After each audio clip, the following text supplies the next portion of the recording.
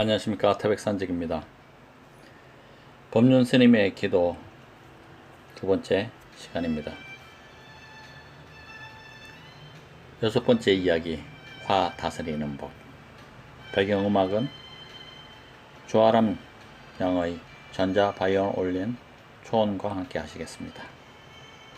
여섯 번째 이야기, 화 다스리는 법. 산 위의 큰 바위가 바람에 흔들리지 않듯이 지혜로운 사람은 칭찬과 비방 때문에 평정을 잃지 않는다. 내 마음의 괴로움을 가만히 들여다봅시다. 화가 많이 납니다. 아이가 학교에 갔다 와서 숙제도 안 하고 텔레비전만 보고 있어서 화가 납니다. 남편이 술을 마시고 늦게 들어와서 화가 납니다. 아내가 아이들을 돌보지 않고 자주 외출을 해서 화가 납니다. 부모님이 잔소리를 해서 화가 납니다. 믿었던 친구가 돈을 갚지 않아 화가 납니다. 하지만 다시 한번 잘 살펴봅니다. 왜 화가 났을까? 내가 그 사람을 이해할 수 없기 때문에 화가 난 것입니다.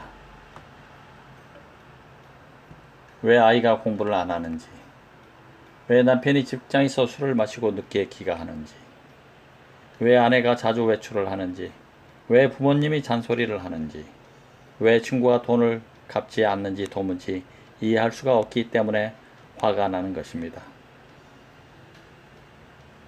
그가 나를 화나게 한 것이 아니라 내가 그를 이해하지 못하기 때문에 화가 나는 것입니다. 상대의 마음을 이해하지 못하는 것은 나를 중심에 놓고 생각하기 때문입니다. 상대가 내 마음을 이해해 주기만을 바라고 정작 나는 상대의 마음을 이해하려 하지 않기 때문입니다. 내 마음을 좀 알아줘.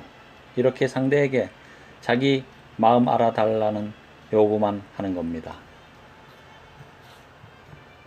도대체 내가 왜 그러는지 모르겠다. 이 말은 나는 너를 이해하고 싶지 않아. 나에게는 너를 이해하려는 마음이 없어. 이 말입니다. 이럴 때 우리 마음의 상태는 어떤가요? 가슴이 답답해집니다. 말소리는 점점 더 신경질적으로 됩니다. 얼굴이 굳어집니다. 잠도 안 옵니다. 이런 것을 괴로움이라고 합니다. 그러면은 이 괴로움은 어떻게 해결해야 할까요? 모든 사람이 다 내 마음을 잘 이해해서 아이는 공부 잘하고 남편은 집에 일찍 들어오고 아내는 집을 안 비우고 부모님은 잔소리를 안 하고 친구는 빌려간 돈을 갖고 이러면 해결이 되는 걸까요? 만약 이것이 사실이라면 내 인생의 행복과 불행은 상대방이 지고 있는 것입니다. 상대가 어떻게 말하고 행동하느냐에 따라 내가 행복해지기도 하고 불행해지기도 합니다. 이것은 과연 주체적인 삶일까요? 그런 인생은 이미 나의 인생이 아닙니다. 누군가의 말과 행동에 딸린 종속적인 삶일 뿐입니다. 생각을 한번 뒤집어 보세요. 오늘 학교에서 그런 일이 있어서 집에 와서는 텔레비전만 보고 있구나. 회사에서 스트레스를 받아서 술을 마셨구나. 그래서 집을 비웠구나. 그런 이유가 있어서 돈을 못 갚았구나. 이렇게 어떻구나 하고 상대의 마음을 이해하고 받아들이면 내 마음이 편안해지고 괴로움이 사라집니다. 찡그렸던 인상이 펴지고 목소리가 부드러워집니다. 내가 더 자유로워지고 행복해집니다. 상대의 말이나 행동이 내 삶에 큰 영향을 주지 못합니다. 그가 웃어도 아 그래서 웃었구나 하고 그가 인상을 써도 그래서 인상을 썼구나 하고 이해하는 마음이 되면 상대가 웃든 인상을 쓰든 거기에 떠들려서 괴롭지 않게 됩니다.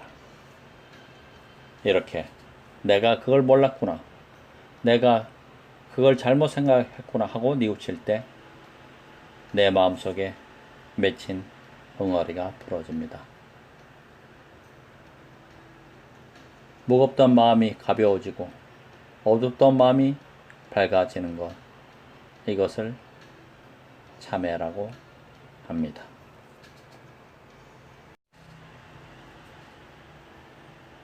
일곱 번째 이야기, 몸을 낮추고 마음을 숙이고. 지혜로운 사람은 단말을 잘 새겨들어 깊고 맑고 고요한 호수와 아도와 같이 자기 마음을 정숙하게 한다. 두 사람이 누워서 대화를 하다가 서로 의견이 다를 때 내 생각이 옳다는 생각이 들어 다투게 되면 자기도 모르게 벌떡 일어나 앉게 됩니다. 앉아있던 사람은 서게 되고 선 사람은 고개를 쳐들고 눈을 부라리게 됩니다. 그와 반대로 내가 잘못 생각했구나, 내가 틀렸구나 라는 생각이 들면은 쳐들었던 고개가 숙여지고 뻣뻣했던 허리가 굽혀지고 무릎을 꿇게 되고 몸을 엎드려 머리를 땅에 조아리게 됩니다. 그래서 참회 수행을 할 때 절을 합니다. 마음이 수그러들면은 몸이 낮아지게 되고 몸이 낮아지면은 마음도 따라서 수그러집니다. 참회의 근본은 마음입니다.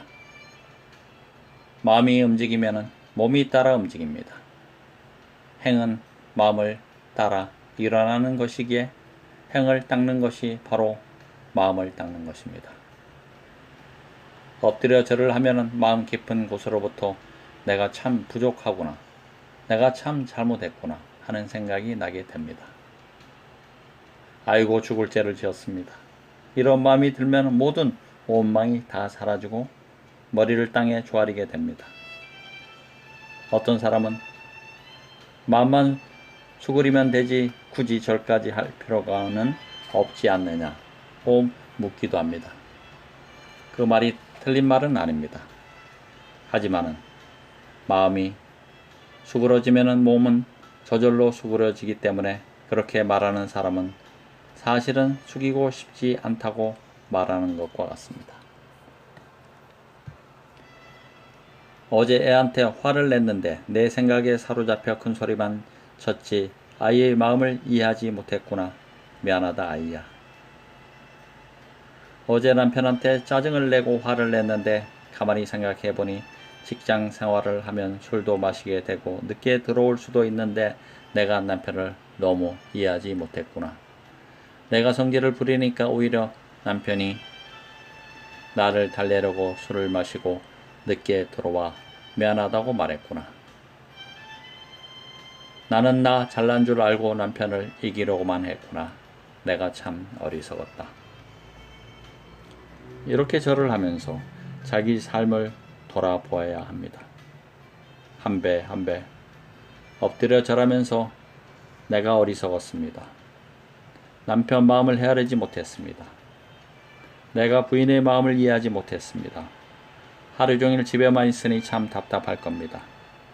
이렇게 이해하는 마음을 내는 것입니다. 상대를 이해하지 못하고 오히려 상대를 원망한 자신을 뉘우치고 반성하는 마음을 내야 합니다. 그럴 때 비로소 내가 자유로워질 수 있습니다. 상대의 행동이나 말에 상관없이 내가 행복해질 수 있습니다. 이렇게 되기 위해 우리는 매일 아침 일어나서 어제의 날을 뒤돌아보며 기도하는 것입니다.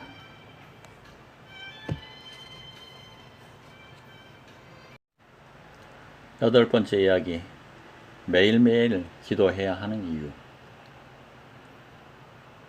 자기를 이기는 것이 다른 사람을 이기는 것보다 진정 나은 것. 그러므로 자기를 잘 다스려라.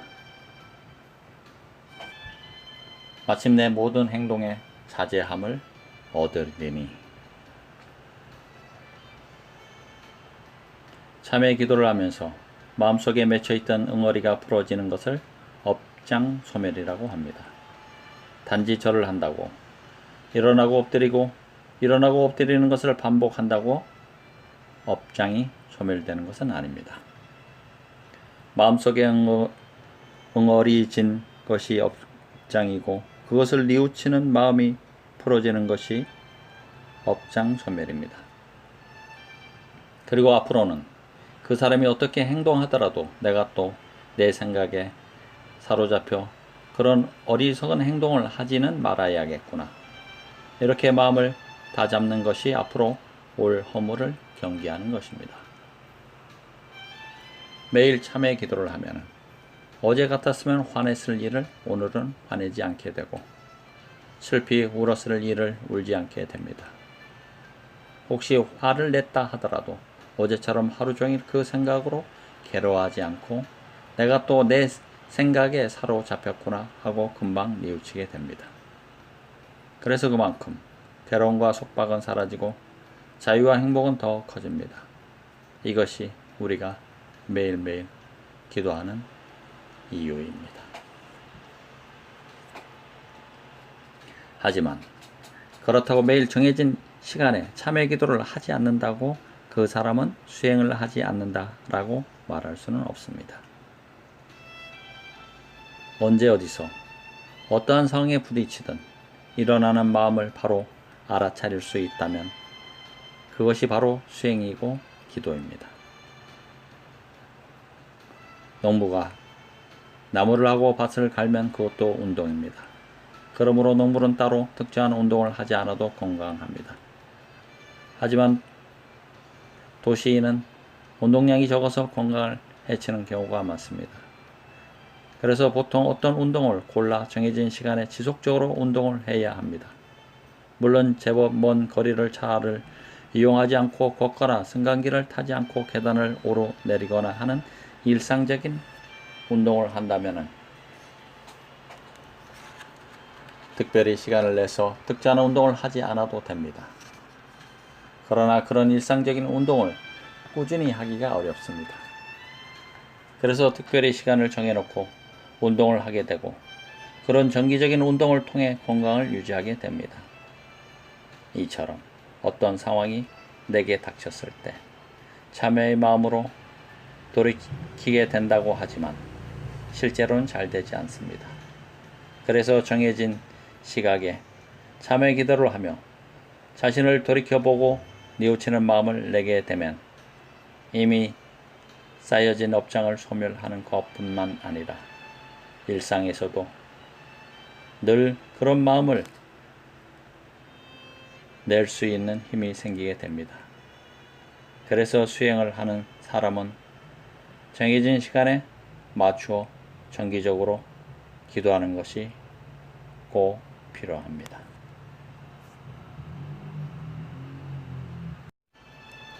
9번째 이야기, 자기 업을 분명히 알아야. 여기 배움을 찾지 않는 사람이 있으니 그는 늙어가는 황소와 다름없네. 그는 그저 살만 많이 쪘을 뿐 지혜는 전혀 자라지 않네. 그러면 수행을 제대로 하려면 어떻게 해야 할까요?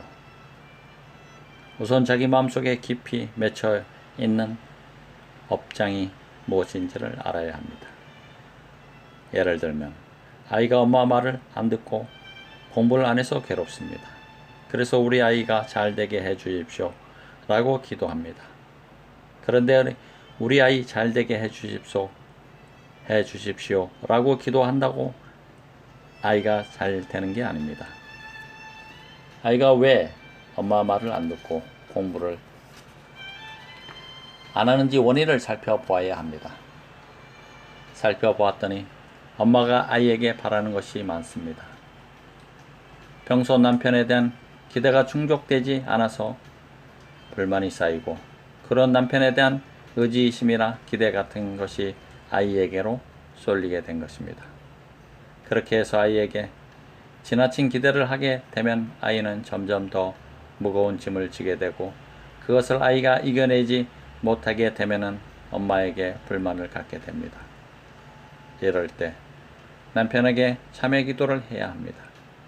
남편에게 참회 기도를 해서 남편에 대한 불만이 사라지고 기대가 작아지면 아이에 대한 불만은 저절로 사라집니다. 그렇게 아이에 대한 불만이 사라지면 아이 또한 엄마에 대한 반감이 저절로 사라지게 됩니다.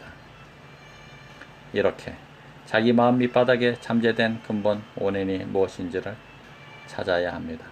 그 근본 원인을 찾아 풀어나가면 마음속에 맺혀있는 가장 근본적인 뿌리를 뽑아 버리면 그에 얽힌 다른 것들은 저절로 해결됩니다. 다시 말해서 가장 깊은 밑바닥에 있는 상처, 스스로 제대로 인식하지 못하는 그 깊은 엉어리를 찾아서 풀어나가면 그것으로 말미암아 파생되었던 나머지 문제들은 저절로 사라지게 됩니다. 그러므로 핵심을 찾아 집중해서 엉어리를 풀어야 합니다. 이것이 업장 소멸입니다. 어떤 사람이 어릴 때 부모님이 제대로 키워주지 않고 공부도 시켜주지 않아서 부모에 대한 원망의 엉어리가 마음 밑바닥에 깔려 있습니다. 이렇게 부모에 대한 기대가 무너진 사람은 남편이나 아내에게 기대를 충족하려고 하는 경우가 많습니다. 그래서 남편이나 아내에게 또 다시 불만을 갖게 되고 그것이 채워지지 않으면 자식에게 기대를 갖게 되고 그게 또 불만을 낳게 됩니다. 이렇게 해서 지금 드러난 현상만으로 보면 자식과의 문제 같지만 좀 더 깊게 보면 남편이나 아내 문제, 좀 더 깊이 살펴보면 부모로부터 온 문제입니다. 이럴 때 부모에게 참회 기도를 해야 합니다. 그래야 마음속 엉어리가 풀어지게 됩니다. 이렇게 마음속 깊이 맺힌 엉어리를 찾아서 그것이 풀어지도록 기도를 해야 업장이 소멸됩니다. 각자가 갖고 있는 고민이 무엇인지, 마음 깊이 맺힌 원망이 무엇인지 자기 마음의 밑바닥을 잘 관찰해서 그 업장이 소멸될 수 있는 기도를 하는 것이 중요합니다. 업장은 마음 깊숙이 자리 잡고 내 삶의 많은 부분을 움직이고 있습니다. 나의 말과 행동과 사고는 무의식적으로 업장에 좌우됩니다.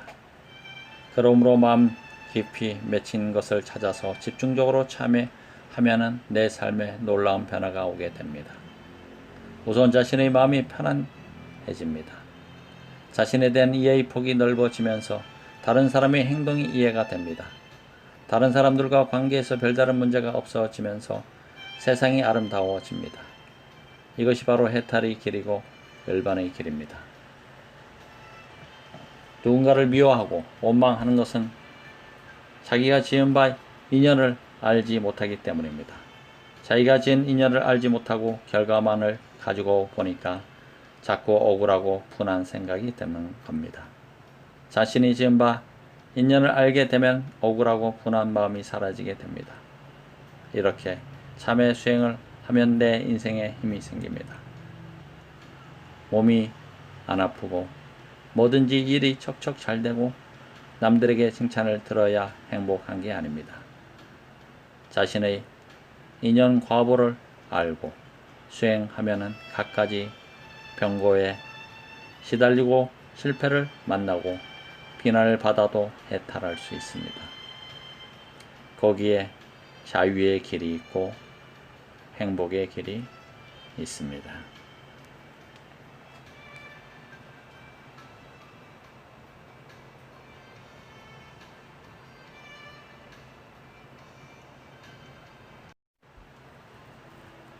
10번째 이야기. 기도를 방해하는 달콤한 유혹, 마장. 어서 와서 이 세상을 보라. 마음이란 장식된 왕실의 수레와 같은 것.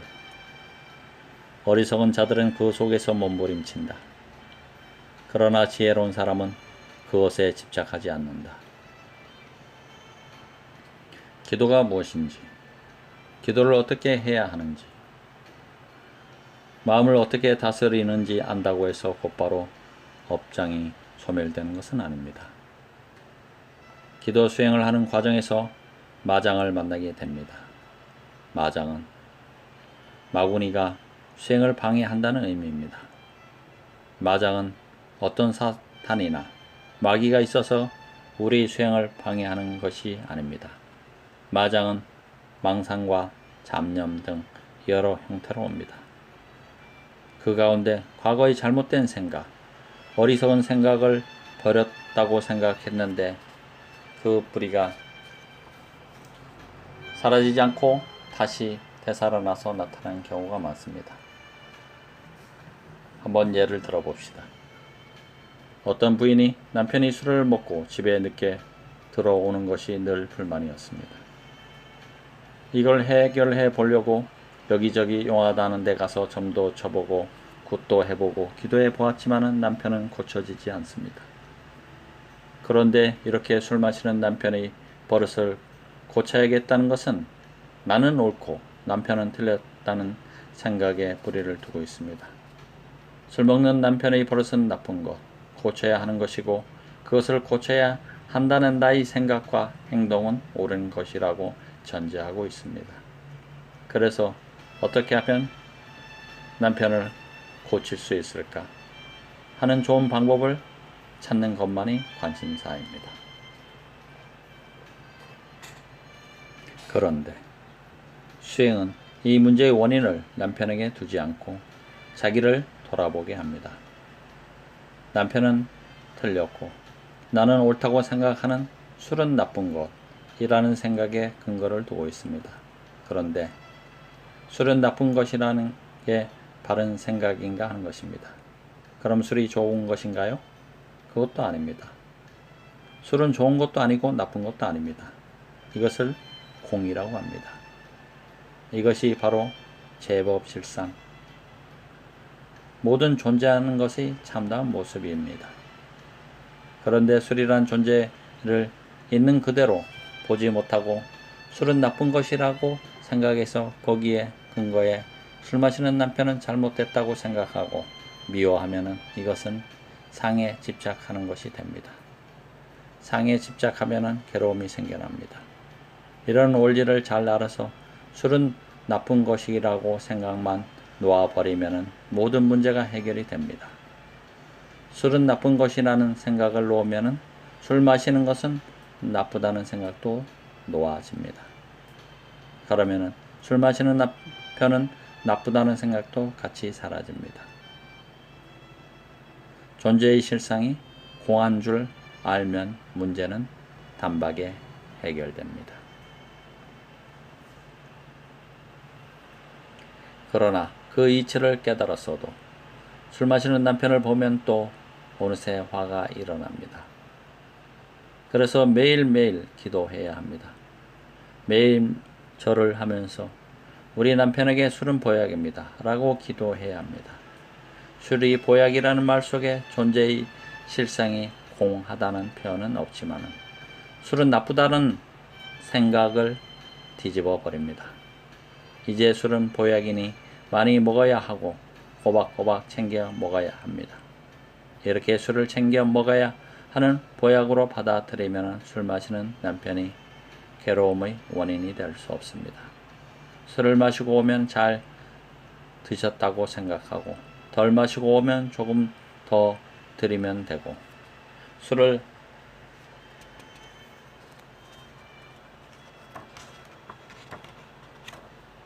안 마시고 오면은 술상을 차려드리면 됩니다. 술 마시는 남편 때문에 더 이상 괴로워하지 않습니다. 이렇게 남편이 술을 많이 마시든 적게 마시든 개의치 않는 마음을 가져야 합니다.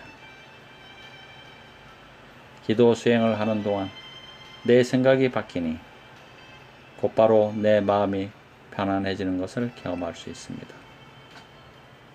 내가 편안해지면 남편도 편안해집니다. 내가 예전처럼 예민하게 반응하거나 화를 내지 않으니 남편도 스트레스를 덜 받아 술 마실 일이 적어지겠죠. 남편을 고치려는 생각으로 기도 수행을 했다가 오히려 자기 마음을 바꾸니 나도 좋고 남편도 좋은 자리이타를 경험하게 되지요. 이게 수행이구나 하고 깨닫게 되죠. 그런데 내가 이렇게 기도하는 중에 남편이 술을 적게 마시거나 안 마시게 되면은 드디어 기도 영험이 나타나는구나 하고 좋아하게 됩니다. 그래서 절도 108배 하던 것을 300배 하고 10만원 보시하던 것을 20만원씩 보시하고 그럽니다. 하지만 이것은 잘못된 기도로 빠지는 길입니다. 수행은 자신의 생각을 바꾸는 것을 말합니다. 그런데 남편이 술을 덜 마셔서 좋다는 것은 남편이 술을 안 마셨으면 좋겠다는, 내가 원하는 대로 됐으면 좋겠다는 생각의 처음으로 다시 돌아간 것입니다. 처음에는 내가 원하는 것이 안 돼서 괴로웠는데 이제는 내가 원하는 게 돼서 기쁩니다. 이 괴로워하고 기뻐하는 두 가지 모두 내 생각대로 돼야 한다는 생각에서 빚어진 것입니다. 이것은 내 생각을 내려놓지 못하는 것으로 올바른 기도가 아닙니다. 내 생각을 내려놓지 않고 기도하면 조금만 열심히 기도하면 남편이 술을 끊겠구나 하는 생각을 하게 됩니다. 그래서 바라는 마음이 더 생기게 되고 내가 바라는 대로 안 되면 남편에게 더 큰 불만을 갖게 됩니다. 나는 이렇게 열심히 기도하는데 술 좀 끊지 하는 생각이 들게 되고 아무리 기도를 해도 마음에 괴로움이 없어지지 않습니다. 이렇다 보면 기도해 봐야 소용이 없다 하는 생각으로 이어지게 되고 결국 기도를 그만두게 됩니다. 이것이 바로 마장입니다. 기도를 하면서 이 마장에 주의해야 합니다. 마장은 우리 안에서 일어나는 어리석은 생각입니다. 내 뜻대로 되지 않아서 괴로운 것만이 장애가 아니라 내 뜻대로 되었다고 좋아하는 것 또한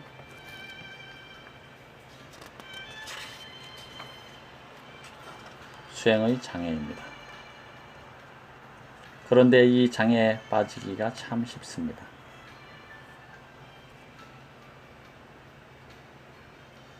부처님이 6년 고행을 하실 때 온갖 고통을 다 뛰어넘었습니다. 그런데 깨달음을 이루기 직전 마왕이 나타나서 원하는 것을 다 들어줄 듯이 유혹하고 협박했습니다. 또 자제천왕의 자리를 주겠다고 달콤한 제안을 합니다. 이것은 외부의 유혹이 아니라 내 안의 번뇌입니다.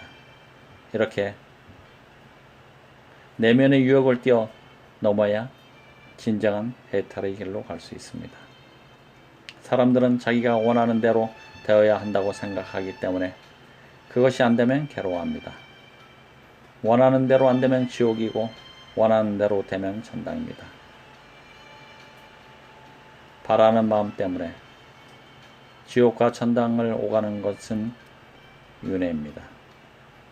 바라는 마음을 내려놓음으로써 지옥도 사라지고 천당도 사라지는 것, 이것이 진정한 자유의 길, 해탈입니다.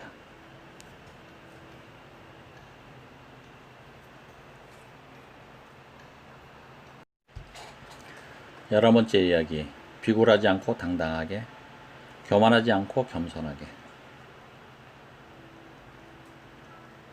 어려운 것은 장보러 태어나며 어려운 것은 생명이 끝나지 않음이며 어려운 것은 바른 법을 들으며 어려운 것은 세상에 부처님 나십니다.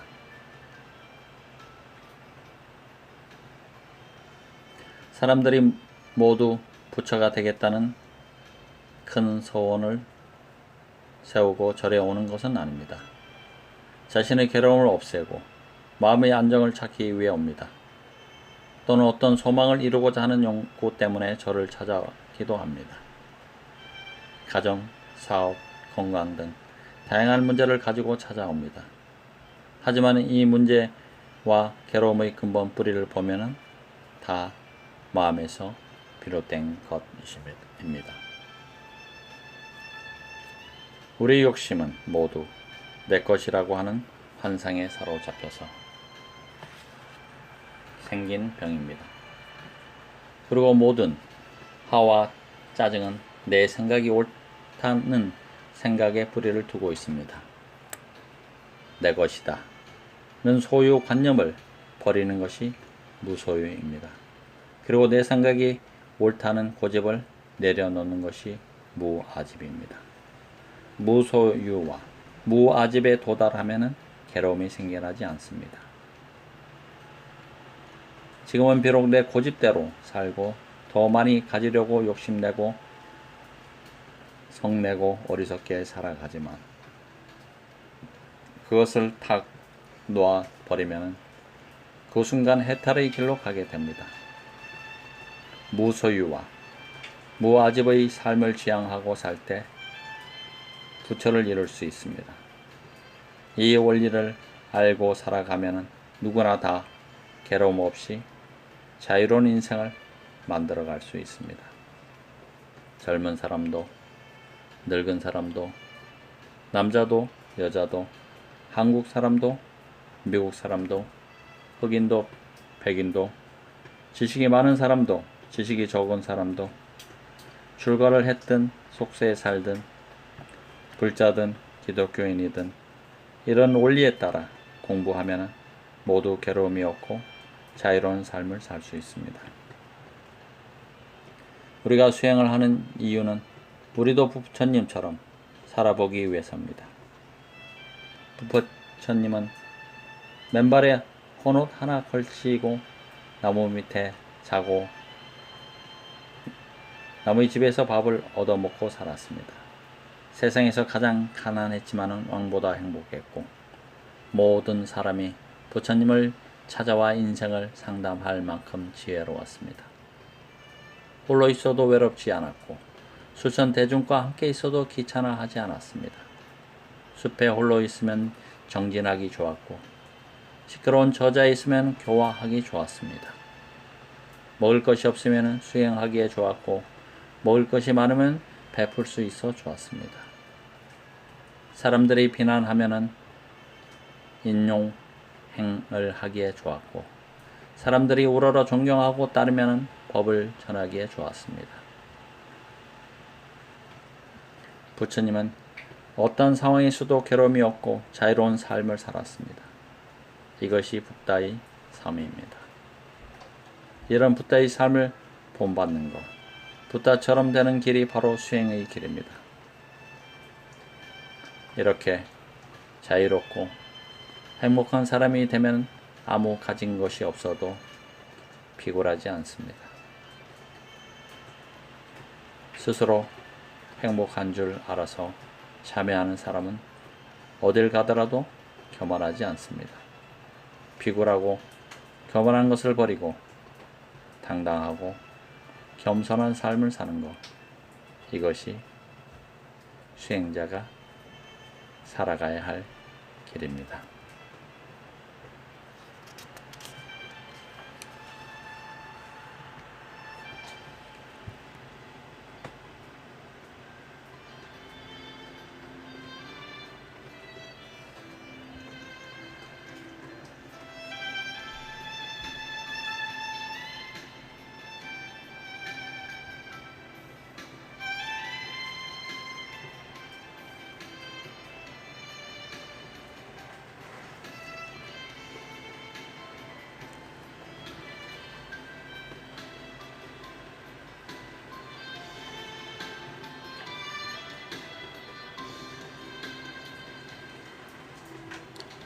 본님 스님의 기도의 힘 두 번째 편을 여기서 마치도록 하겠습니다.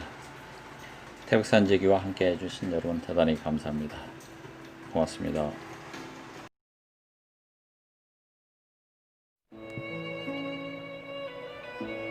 말을 위한 기도 이혜인.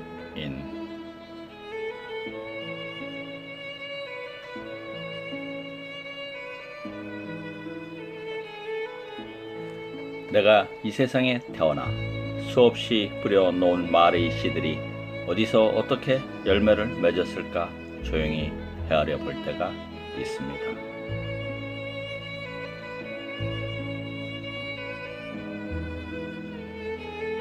무심코 뿌린 말의 씨라도 그 어디선가 뿌리를 내렸을지 모른다고 생각하면 왠지 두렵습니다.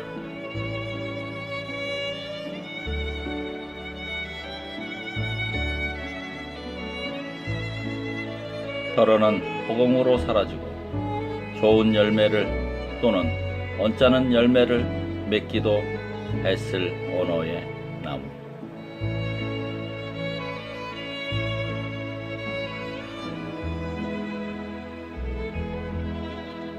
내가 지닌 언어의 나무에도 멀고 가까운 이웃들이 주고 간 크고 작은 말의 열매들이 주렁주렁 달렸습니다.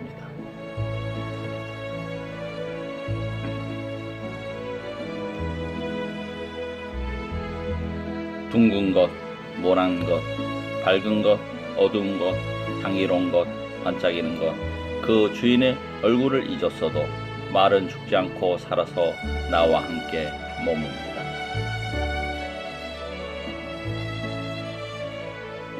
살아있는 동안 제가 할 말은 참 많은 것도 같고 적은 것도 같고 그러나 말이 없이는 단 하루도 살 수 없는 세상살이.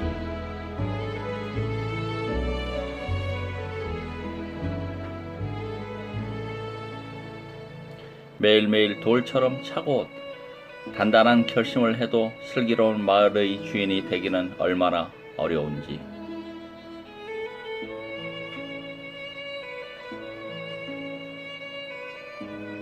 날마다 내가 말을 하고 살도록 허락하신 주여, 하나의 말을 잘 탄생시키기 위하여 먼저 잘 주목하는 지혜를 깨치게 하소서.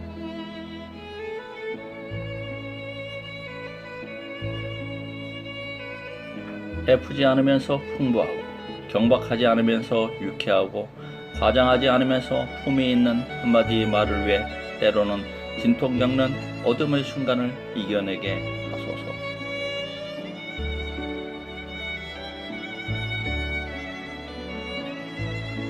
참으로 아름다운 언어의 집을 짓기 위해 언제나 기도하는 마음으로 돌을 닦는 마음으로 말을 하게 하소서.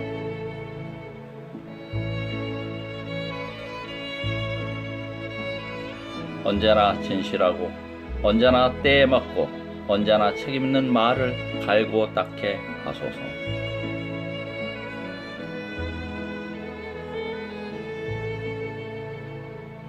내가 이웃에게 말을 할 때에는 하찮은 농담이라도 함부로 내뱉지 않게 도와주시오.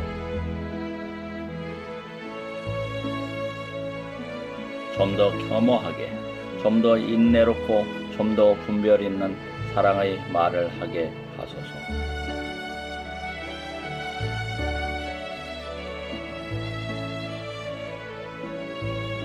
내가 어려서부터 말로 저지른 모든 잘못, 특히 사랑을 거스른 비방과 오해의 말들을 경솔한 속담과 편견과 위선의 말들을 용서하소서.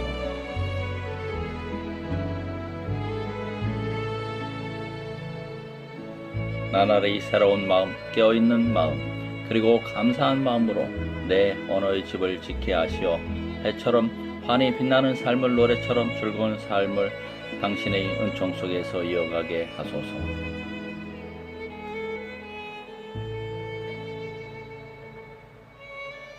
말을 위한 이혜인님의 글이었습니다. 감사합니다.